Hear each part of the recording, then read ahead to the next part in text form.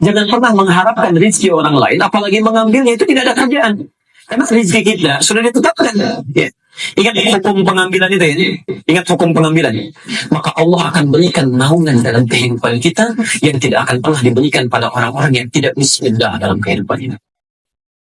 Segala kebutuhan dunia kita, kalau ingin diberikan oleh Allah, ya, baik urusan makannya, baik urusan masalah sandangnya, baik urusan masalah papannya, apapun yang kita butuhkan dalam dunia, maka sifat Allah yang mewujudkannya disebut dengan Rahman.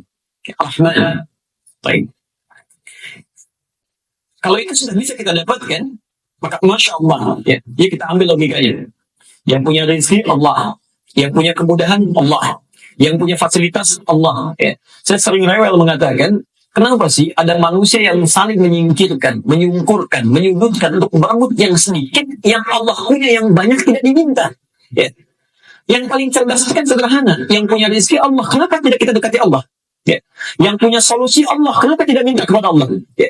Karena itu orang cerdas ketika akan memohon sesuatu supaya mudah didapatkan, dia akan sertakan Allah. Ya. Dia sertakan Allah dalam pekerjaannya, dia sertakan Allah dalam aktivitasnya. Ya. Jadi kalau orang menyertakan Allah, itu mustahil. Akan sulit itu mustahil, pasti mudah. Ya. Pasti mudah. Ya. Saya kasih perbandingan begini. Ini urusan dunia dulu ya. Yang para ikhwan dulu. Saya tanya, rezeki itu adanya di mana? Di langit atau di bumi? Ya, tahu dari mana? Quran surah 51 ayat 22. Kita usahakan dari Al-Quran, ya, Al-Quran, kemudian Sunnah. Kalau kita temukan dari situ, itu yang terbaik. Ya, sebelum mencari yang lain. Bismillah. Quran surah 51 ayat 22. Ini teori tentang rezeki ya. Kita lihat misalnya. Wa fis samaa'i rizqukum wa ma tu'adun. Ya. Kata Allah, dan di langit rezeki Anda sudah disiapkan. Ditetapkan. Ya. Dan tidak akan tertukar. Di langit rezeki kita sudah disiapkan. Dituliskan tidak akan tertukar. Ya. Jadi mohon maaf kalau Allah sudah kasih statement tidak akan tertukar. Jadi tidak ada kerjaan mengambil rezeki orang. Ya. Jangan pernah mengharapkan rezeki orang lain, apalagi mengambilnya, itu tidak ada kerjaan. Karena rezeki kita sudah ditetapkan. Ya. Ingat hukum pengambilan itu ya. Ingat hukum pengambilan.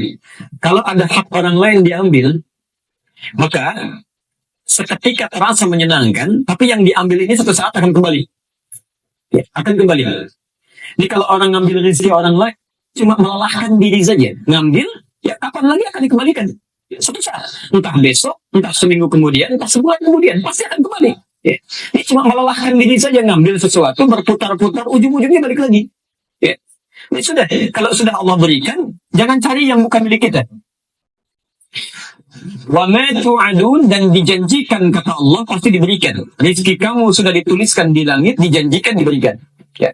Rezekinya di langit. Kita hidup di mana? Di bumi. Ya, di bumi. Kita hidup di bumi, rezekinya di langit. Masya Allah. Kita bertanya, ya Allah, bagaimana seperti ini? Kami hidupnya di bumi, rezekinya di langit. Gimana ngambil ini?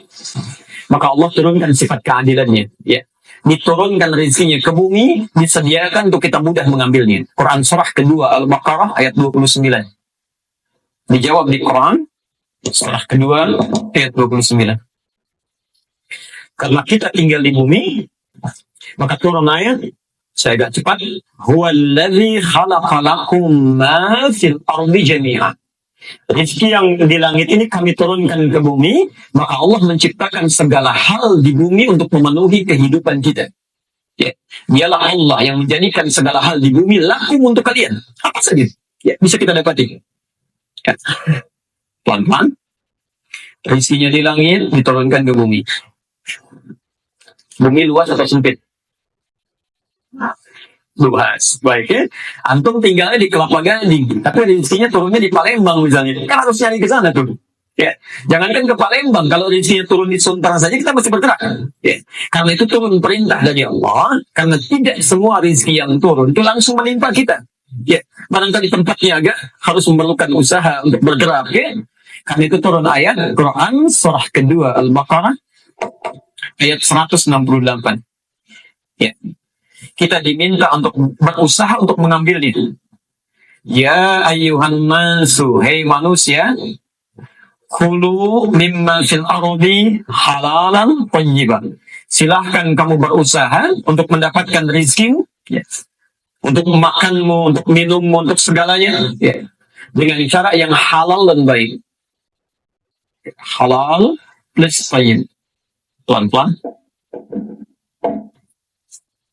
Halalan thayyiban. Perhatikan rumusnya sini. Rezeki itu tidak cukup dengan diharap-harap, tapi menuntut usaha untuk meraihnya. Tapi yang menarik, bahasa Quran ketika meminta manusia mencari rezeki, itu membuat hukum umum, universal. Ya. Tidak mengikat akidah. Hukumnya mesti dicari dengan halal, legal. Ya. Tidak boleh mencuri, merampok, dan sebagainya. Ya. Hati-hati. Karena hukumnya sifatnya umum mengikat bagi manusia, maka, manusia, agama apapun, kepercayaan apapun, yang melanggar dua ketentuan ini, pasti mendapatkan konsekuensi dari kehidupan dunianya. Diproses juga. Ya, misal, ada seorang muslim mencuri misalnya, menempuh mencari rezeki dengan cara yang tidak halal. Tentu akan ditempuh juga melalui hukum dunia. Ya. Jadi tidak akan dibedakan. Mau orang Islam, mau non-Muslim, begitu mendapatkan mencari rezekinya dengan cara yang tidak halal, maka diluruskan juga. Ya. Sebelum pernah mendengar ada polisi misalnya ketika menangkap pencuri, ditanya dulu, Bapak agamanya apa? Ya mungkin. Ya. Oh Islam, oh kalau gitu gak usah ditangkap, dikasih tausiah saja. Gak bisa. Mau Islam, mau non-Muslim, begitu salah, ya sudah proses. Selesaikan, hukum umum. Yang menarik bukan itu. Kita agak percepat. Ketika ada seseorang mencari rezeki bismillah dengan imannya, ya, dengan keyakinannya, ya. Ada orang bertanya kepada Allah, ya Allah, kami minta keadilan. Ya. Ada non-muslim, dia tidak sholat, dia tidak puasa, dia tidak zakat, masa bisa mendapat kemudahan dalam mencari rezekinya? Kami yang sholat, yang puasa, yang berhaji, yang beribadah, harusnya ada perbedaan. Ya, ada kemudahan mendapatinya. Maka Allah turunkan ayat khusus yang diberikan hanya pada orang-orang yang punya iman. Quran surah kedua Al-Baqarah, ketentuan kedua, ayat 172. Tuan-tuan, nanti silakan Anda perhatikan bagaimana cara Al-Quran mengungkapkannya. Yang di sini 168, ya ayyuhan nas, ya ini, hei manusia. Manusia sifatnya universal, bisa bagi seorang muslim atau non-muslim. Tapi ketika menyebutkan di ayat 172, dirubah dari nas menjadi amanu. Ya ayyuhalladzina amanu. Pelan-pelan. Kalau sudah amanu, berarti hanya mengikat orang yang beriman saja. Orang Islam tidak di luarnya. Sekarang lihat ayatnya. Ya ayyuhalladzina amanu kulu. Di sini ada kulu, di sini ada kulu. Tapi yang hebat di sini mimma fil ardi halalan thayyiban, yang di sini kalimat halalnya dibuang. Kulu min thayyibati ma razaqnakum, halalnya dibuang, thayyiban dijamakkan, thayyibat. Masyaallah. Ma razaqnakum.